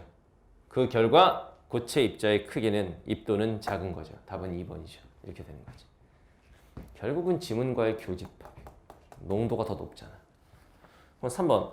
나와 다에서 초임계 이산화탄소와 B가 섞이는 속도는 다르지만 끊어봐. 이거 봐봐. 속도가 나가 더 빠르죠. 농도는 똑같은데. 과포화되는 속도가 같을 수가 있겠냐? 다르겠지. 선생님 왜요? 자, 앞에 봐. 초임계 이산화탄소를 주입하는 속도가 엄청나게 빨라. 그럼 얘가 이제 반용매로 작용하면서 용매 B에 엄청나게 빠르게 녹겠지. 빠르게 녹으면은 얘가 더 빠르게 석출되겠지, 이제. 이런 얘기야. 알겠나요? 제끼고. 자, 4번. 가나다에서 석출된 A의 입도는 차이가 나더라도 끊어봐. 이거 봐봐. 입도 차이가 나잖아. 각각에서 석출된 A의 양은 모두 같겠고. 아이, 농도 자체가 다르면 석출되는 양도 달라야지. 뭔 소리야. 그죠? 제끼고. 5번. 나가 과포화되는 속도는 가와 다보다 느리기 때문에 끊어봐. 아이,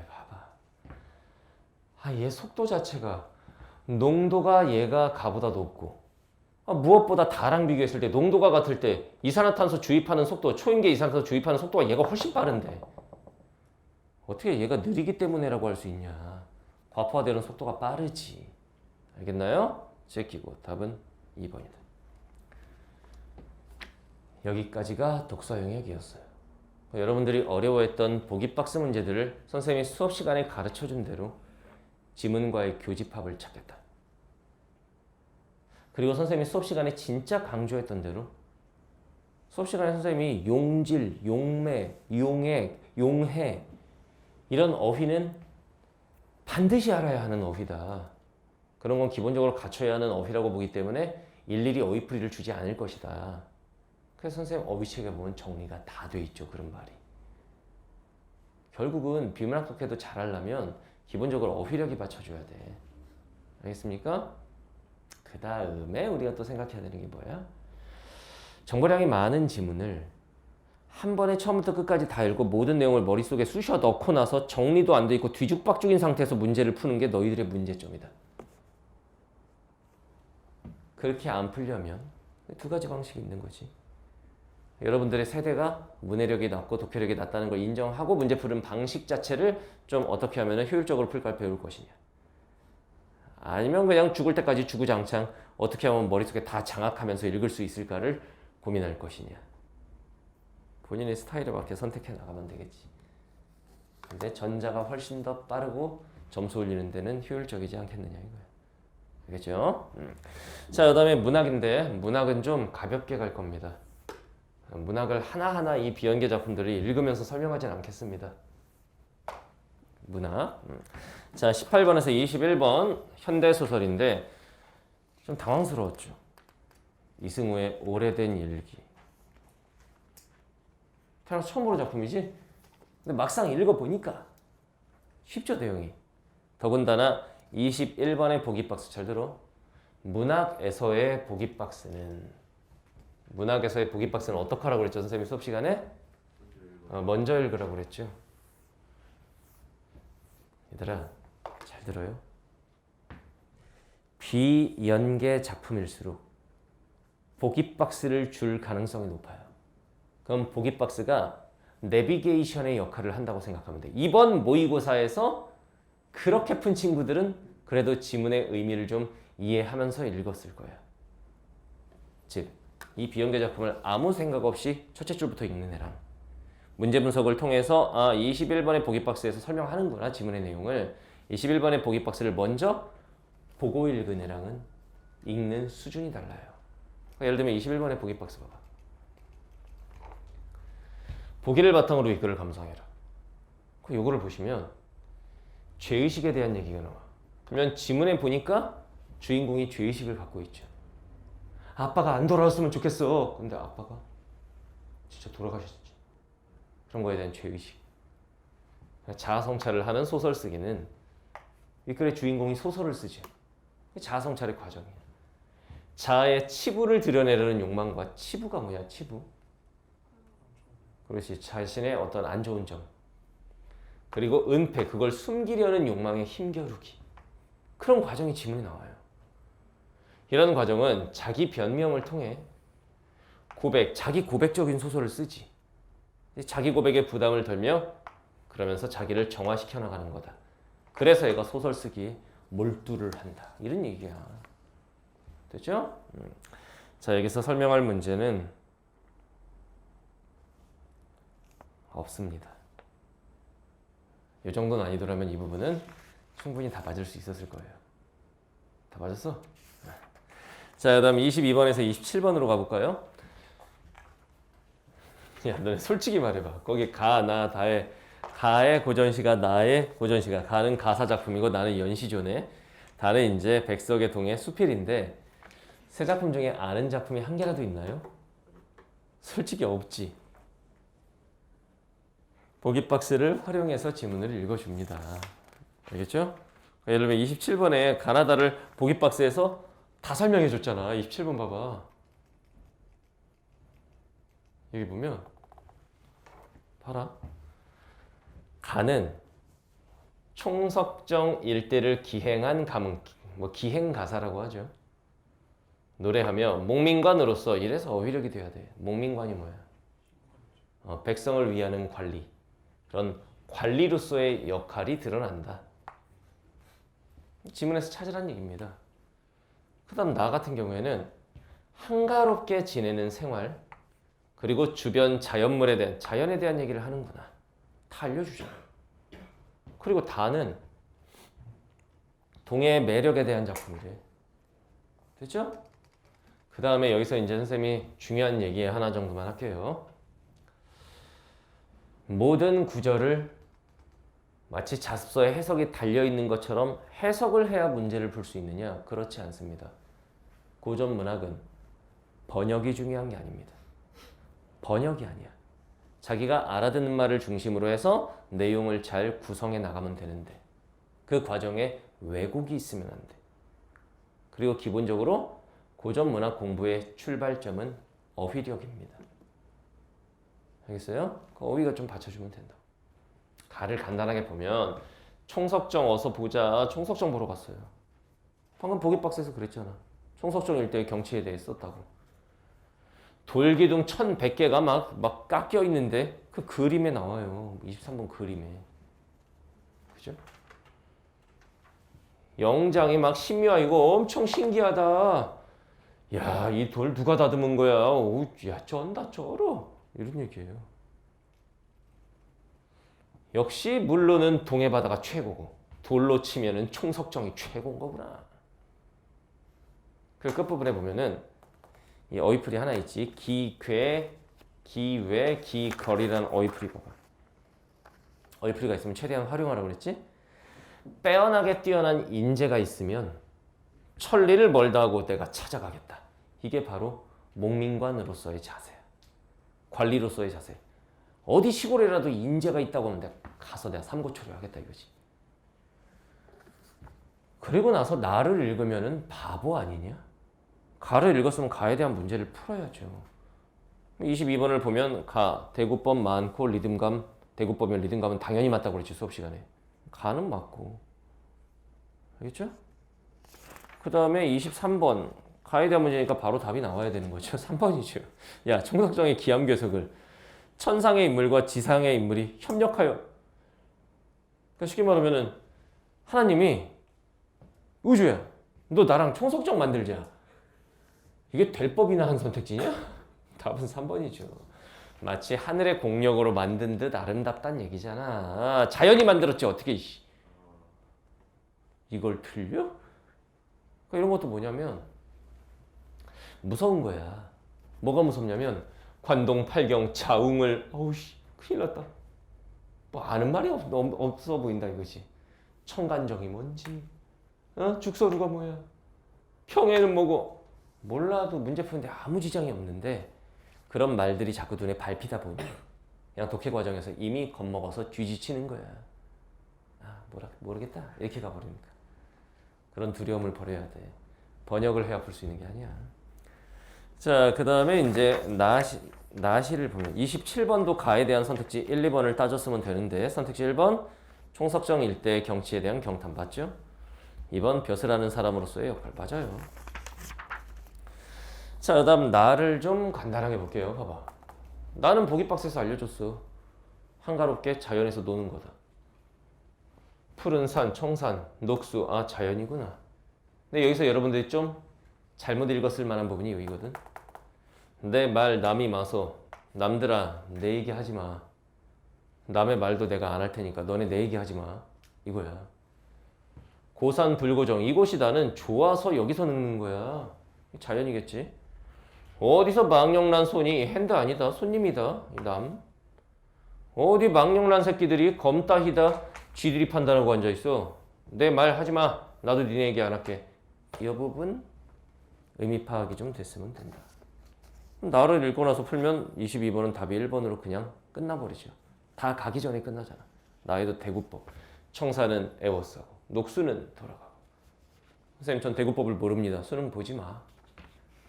그 정도도 모르면 나 오늘 왜 이렇게 좀 시크하지? 애들 시험 끝나는데 위로해줘야 되는데 대구법을 모른다. 수능 보지 마. 볼 자격이 없다. 선생님 이제 문학 개념어 특강 이런 거 있으니까 모르는 친구들은 강의 도움을 좀 받아요. 자, 다음 24번 문제를 풀어봅시다. 3번이잖아 자연. 그리고 풍류, 술 마시면서 즐기는 거잖아. 답은 3번. 그 다음에 27번을 보면 기역은 청산, 녹수가 자연이니까 화자가 위치한 공간적 배경. 이게 어려워? 답은 1번이죠. 그 다음 27번. 3번 봐봐. 나에서 화자는 시름을 풀자 하노라. 고산 불고정이 좋아서 늙는이라며 끊어. 불고정에서 주위 사람들과 어울리며 주위 사람들하고 어울리기는 남들한테 내 얘기하지만 죽여버릴 거야 이러고 있는데 어울리긴 뭘 어울려. 답은 3번이죠. 이렇게 가면 내리가 한번 봐봐. 이렇게 가면 25번 빼고 지금 다 풀려 있는 상태라고. 그러면 다는 25번에만 포커스 맞춰서 빠르게 읽으면 돼요. 다의 내용이 뭐냐? 모자 쓰고 맥주 한잔 마시면서 친구한테 편지 쓰는 형식입니다. 이런 음식, 이런 음식, 이런 음식 참 맛있게 먹었는데. 그리고 제주도에서 배 들어오면은 제주도 생각이 그렇게 나더라고. 제주도에 있는 어떤 아가씨, 나 그 아가씨 참 마음에 들었었는데 이런 얘기야. 수필이죠. 알겠어요? 그리고 25번을 풀면 답은 2번이 됩니다. 엄청난 열거법이 있지. 한두 가지가 아니라 한 10개 열거. 답은 2번이다. 공간에 대한 애정. 자, 넘기세요. 그 다음 28에서 30번을 보시면 현대시 두 개가 있는데 여기 봐봐.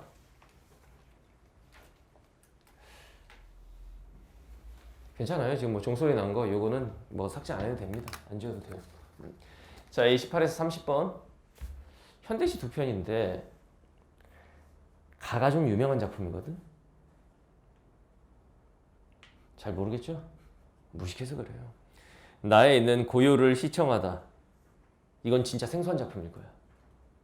그나마 이제 EBS가 좀 신경 썼다고 볼 수 있는 건 정지용 시인의 작품이나 고재종 작가의 작품이 뭐 세안도 이런 작품이 이제 EBS 수능 특강에 실려 있죠. 작가라도 좀, 왜냐면 작품을 내기는 좀 힘들어. 얘들아, 교육청 모의고사 출제위원회 입장에선 연계로 출제하는 게 더 쉬워요. 그럼 작품을 거기에 있는 작품 중에 골라가지고 문제만 만들면 되니까. 오히려 비연계가 더 골 때려. 그 수많은 작품 중에 뭐 내야 돼? 이렇게 되는 거란 말이야. 그나마 작가라도 좀 연계하려고 노력을 한 것 같아. 근데 가와 나의 내용은 30번의 보기 박스에서 다 알려줘. 30번의 보기 박스 봐봐. 고요함에 대해서 나와요. 고요함. 소리를 활용하여 고요를 부각시키기도 하고, 고요함에 어울리는 다양한 소재, 감각적 이미지라고 하면 시, 청, 후, 미, 촉, 이걸 활용하여 고요를 형상화하기도 한다. 그리고 그 고요는 화자의 내면 세계를 드러내기도 합니다.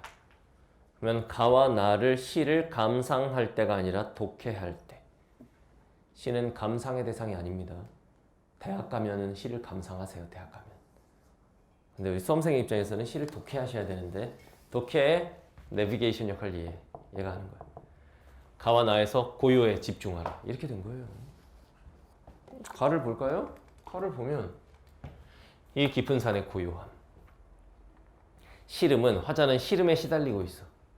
바람도 일지 않는 이 고요함에 흔들리고 있어. 나는 견뎌나갈 거야 라는 의지를 보여줍니다. 됐죠? 나시에서는 동박새, 새가 울면 고요의 면적이 넓어진대요. 소리를 통해서 고요를 형상화한다. 보기박스에서 알려줬잖아.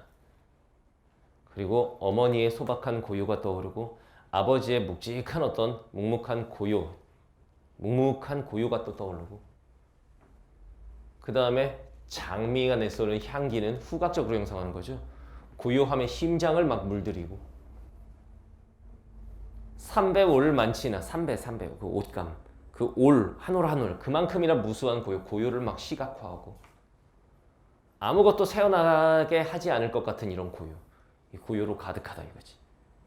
이런 거에 집중해서 읽었으면 돼요. 그럼 문제 28번. 답은 1번이지. 무슨 인간에게 아낌없이 내어주는 자연의 희생 이런 시가 아니거든. 고요함에 대한 시지. 답은 1번. 30번 보기 박스를 중심으로 읽으면 28번 풀 때도 도움을 받을 수 있죠. 자, 다음 29번. 1번 선택지 쓴 사람들은 A에서 새함은 부푸는 수국송이의 모습에 비유돼요. 봐라. 선생님이 시행을 읽을 때도 주어 서술어 관계를 잘 보라고 그랬지. 초록으로 쓸어놓은 마당을 낳은 고요는 새암가에 몽실몽실 수국송이로 부푼다. 주어가 고요야. 새암이 수국송이로 부푸는 게 아니라 고요가 그렇다고. 됐나요? 2번 A에서 마당을 물들인 초록은 여기 초록은 B에서는 점점 확산돼요. B를 보면 초록의 굴림이 점점 더해지는 확산되죠. 그 다음 덩굴 장미와 색채와 어우러져서 계절감을 부각하는 거지. 알겠죠? 답이 2번이죠. 그러니까 굉장히 추상적이고 좀 어렵게 느껴질 수 있는 시지만 보기 박스에서 시킨 대로만 읽어갔다면 좀 가볍게 갈 수 있는. 알겠죠? 자, 다음 30번은 좀 어렵지 않습니다. 5번 보세요. 가에 한밤에 이 고를 걸음이 된다. 이거 봐봐. 가에 보면은 달이 보름을 기다려 흰 뜻은 보름달인가 봐. 보름달이 한밤 이 고를 걷는다. 그러니까 밤하늘에 보름달이 떠 있다. 이걸 시적으로 표현한 거 아니겠어? 그리고 고요랑 연결돼야 되고 화자 내면의 고요가 외부 세계로 이어지고 있음을 아니 외부 세계의 고요를 말하는 거죠 지금. 여기 위에도 보면은 문맥보라고 그랬죠. 깊은 산의 고요함이야. 화자의 내면의 고요가 아니라 외부의 고요야 지금. 알겠어요? 이 시름이 화자 내면의 정서 상태고 시름이 이런 고요에 흔들리고 있다고 그랬고 그러면서 견디겠다는 의지 드러낸 거죠. 알겠어요? 그 다음 나의 더 은밀한 연주를 듣는다는 외부 세계의 고요가 화자 내면의 동요를 잠재우게 됐다. 나시는 오히려 화자가 동요하고 있다는 게 잘 안 나옵니다. 어디를 보면 화자의 내면이 동요하고 있니? 그런 건 없는 거거든. 알겠습니까? 자, 그 다음에 공통 영역의 마지막 질문 31에서 34번 이대봉전. 이번 문학의 특징이 뭐다? 보기 박스에서 가이드라인을 충분히 줬다라는 거. 그 보기 박스를 볼까요? 34번. 이대봉전에는 여자 주인공 장혜황의 이야기와 남자 주인공 이대봉의 이야기가 나온다. 근데 두 서사 스토리는 유사한 구조인데 세부적으로는 조금 다르다. 근데 두 주인공이 둘인데 장혜황과 이대봉 대등한 면모를 보인다. 그 능력 측면에서 큰 차이가 없다. 여기서 선생님이 설명할 문제가 하나 있습니다. 33번이에요. 그 A 부분을 파악을 해야 되는데 여러분들 A 부분 읽으면서 오씨 뭐지? 뭐가 어떻게 된 거지 이게? 이 느낌 들었을 수 있어. 그래서 A 부분을 선생님이 좀 읽어주겠습니다. 알겠죠? A 부분만 무난히 넘어갔으면 그 다음 부분은 뭐. 자, 장원수 동그라미 쳐봐. 우린 얘가 누군지 이미 알고 있습니다. 왜? 보기 박스를 봤으니까. 장원수가 누구야? 장혜황 남자 여자야? 여자예요? 장원수가. 본진에서 군사를 쉬게 했어. 이윽고 1세기 저물게 이르러 날이 저물어서 원수가 장대에서 장원수겠지. 보기 박스의 장애황이고 장대에서 몽사를 몽이 뭐냐 몽? 꿈을 꿨었나 봐. 꿈에서의 일을 생각하고 군사들을 지휘하는데 이 과연이라는 부사. 얘는 알았다는 거야 몰랐다는 거야? 몰랐다. 잘 봐. 내가 되게 불길한 꿈을 꿨어. 과연. 이게 아침에 일어났는데 안 좋은 일이 생겼어. 과연 내가 이럴 줄 알았다. 뭐 그렇게 될 줄 알았다는 거야 몰랐다는 거야? 알았다는 거지. 과연이라는 말이 어떤 때 쓰이는지 생각해봐. 이렇게 열심히 하더니 과연 시험 잘 봤네. 과연은 그럴 줄 알았다라는 거야. 꿈에서의 일을 생각하고 군사를 지휘하는데 과연 세찬 물결이 진중으로 달려드는 거야. 그 군사들이 있는 곳으로 세찬 물결이 막 이 협곡 같은 데가 막 물이 막 쫙 수공이라고 하죠. 둑 터트려서 물로 공격해버린 거야. 적이. 이게 총날의 흉계인 줄 알고 어떤 놈들은 총날을 칼로 읽었더라. 총날이 이제 적이죠, 적. 흉한 계략이구나. 뭐가? 이 세찬 물결이. 흉계인 줄 알고 물을 피해서 그 수공을 피해서 동쪽으로 가는 채 하다가 이걸 잘 봐요. 동쪽으로 가는 채 하다가 어디로 갔어? 운곡이라는 곳으로 갔어. 선생님이 소설 읽을 때는 시간 공간적 배경은 주요 출제 요소니까 반드시 괄호쳐 놓고 잘 보라고 그러지. 동쪽으로 가는 척 하다가 짠 이쪽으로 가버렸어. 동쪽으로 이렇게 가면 어떻게 되겠어? 쟤네들이 쫓아올 거 아니야. 저로 가는 척 하다가 이리로 가버려. 운곡에 들어가 군사들 쉬게 하고 동정을 살폈어. 동태를 살폈어. 총날이 과연 왜 그럴 줄 알았다 이거야. 이 총날이 기병을 거느려 원수의 뒤를 따라 운곡을 지나고 있는 거야. 알겠죠? 잘 봐.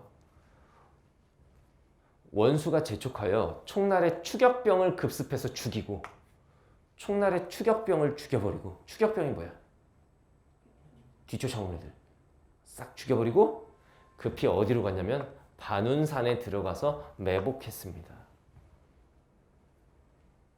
운곡에서 반운산으로 갔지. 근데 추격병들을 다 죽였으니까 추격병을 다 죽였으니까 장원수가 반운산에 들어갔다는 걸 총날은 알겠어 모르겠어? 모르겠지. 거기서 매복한 거야. 매복이 뭐야? 숨어 있는 거야. 일로 오면 확 다 죽여버리겠다. 이렇게 되는 거지. 이때 총날이 원수를 따라 동쪽으로 갔는데 야 총날이 원수를 따라 동편으로 갔는데 거기 있겠냐 없겠냐? 없지. 왜? 동쪽으로 가는 척 하다가 운곡으로 갔다가 반운산으로 갔거든. 근데 추격병도 다 죽었으니까 이제 그 정보를 알려줄 애가 없는 거야. 모르는 거야 지금 여기에 있는지를. 그래서 좋다고 동쪽으로 막 간 거야. 내가 수공을 했으니까 저 장원수는 분명히 저쪽으로 도망갔을 거야. 그러면서 그쪽으로 우다닥 따닥따닥 간 거야. 이해됐지? 굴막대 복병이 일시에 일어나 고각 함성, 함성이 진동하면 뭐 화살이 비오듯 쏟아지는 거야. 여기서 문제. 이 굴막대 누구 편이길? 이게 파악이 됐어야 돼. 아니야. 그걸 잘못 읽은 거야, 내가. 이 굴막대가 장원수의 매복병이 아니에요. 이게 총날과 같은 편이야. 니네가 여기를 잘못 읽었을 것 같아서 설명을 하는 거야.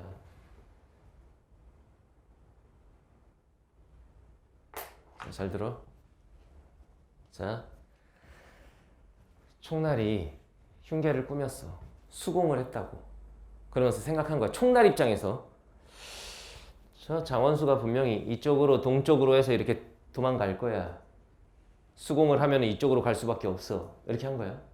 분명히 이쪽으로 가게 될 거야. 이쪽으로 도망가겠지? 그래놓고 여기에는 굴막대라는 자신의 부하를 복병을 심어놓은 거야. 그러면서 저기서 군사들이 다가닥 하면은 너네는 나와서 다 죽여버려! 이렇게 하는 거야. 알겠지? 근데 장원수가 일로 갔어 안 갔어? 일로 가는 채 하다가 운곡을 지나서 반운산으로 갔잖아. 반운산이란 곳으로. 그런데 얘는 총날은 분명히 이쪽으로 갔겠지 그러면서 일로 간 거야 그냥. 분명히 총날의 군사가 오는데 이 굴막대가 같은 편인데 얘는 어떻게 된 거야 이제? 저기 지금 어떤 놈들이 온다 그러면서 다 죽여버린 거야. 화살을 쏴서. 같은 편을 죽이는 거야 지금. 이걸 못 읽어냈을 것 같더라고. 알겠나요? 그래서 총날의 군사가 복병인 줄 알고 잘 봐. 총날의 군사 입장에선 복병. 아 맞아. 쟤네 우리랑 같은 편이야. 우리 편의 복병이잖아. 그리고 접전치 않고 싸우지를 않는 거야. 총날의 군사는 알고 있잖아. 쟤네들 우리 같은 편이야. 근데 굴막대의 군사는 모르고 있는 거야 지금. 저기 적들이야 다 이러면서 다 화살 쏘는 거지. 그래서 막 스스로 요란버섯 떨다가 죽는 자가 태반이었다. 총날도 또한 가슴에 화살을 맞았어요. 그리고 잘 봐. 이 대사를 통해서 지금 내가 한 말을 이해를 했었어야 되는 거야. 굴막대는 나를 모르는다. 굴막대야 나야 이거야. 굴막대야 나 총날이야 이렇게 된 거야. 이제 맥락이 이해가 되지. 우리 같은 편인데 왜 뭐하는 거야 너 이거예요. 근데 굴막대 입장에서는 분명히 그랬거든. 저쪽에서 군사들도 오는 소리 나오면 다 죽여버리라고 이렇게 된 거지. 하되 함성 소리에 듣지 못하는 거야. 이 소리를. 전쟁통이니까. 그래서 급습해서 막 병사들을 다 죽였어.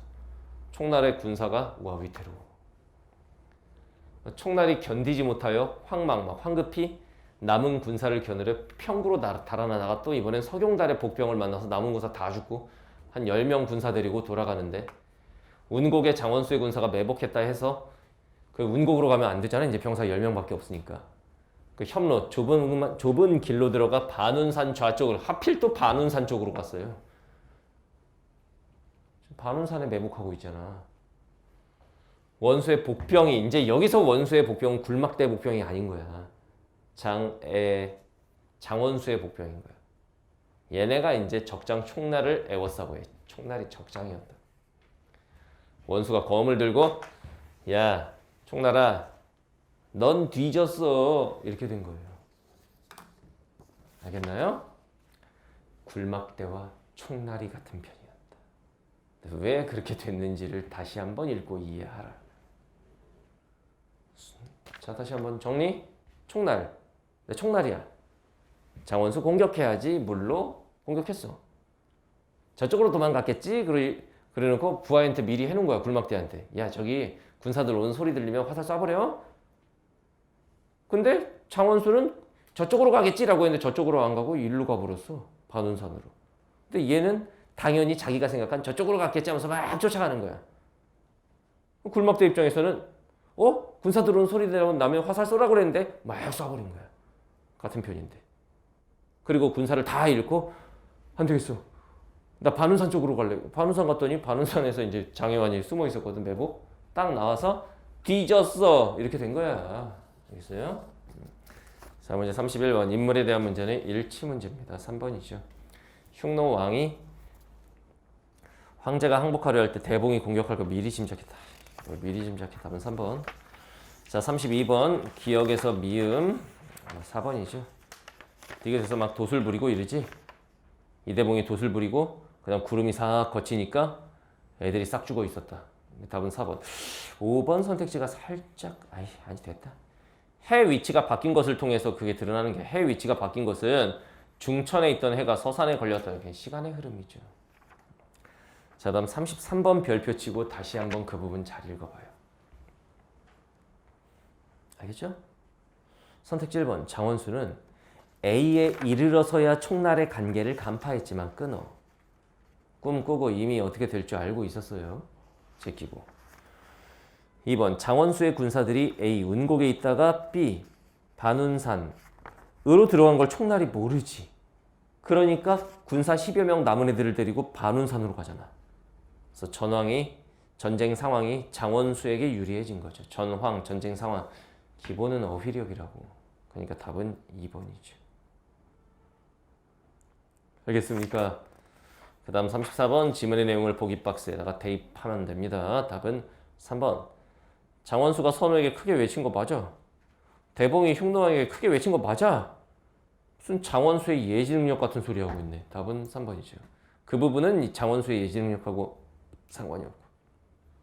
대봉이 흉노왕에게 크게 외친 말도 그 말이 대봉이 술법에 능한 인물임을 나타내는 말은 아니에요. 술법에 능한 인물이라는 그가 주문 외우고 막 이렇게 돛을 부리는 장면에서 알 수 있는 거지. 됐습니까?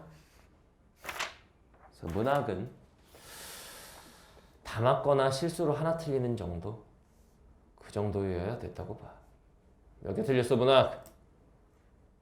2개? 2개는 하나 더 틀린 거예요. 담았거나 하나 정도 틀렸으면 그래도 좀 괜찮지 않았는가. 알겠죠? 자, 공통 영역은 여기까지 하도록 하겠습니다. 선택 과목은 따로 또 이제 진행을 해서 영상을 올리도록 할게요. 자, 선택 과목에서 봅시다.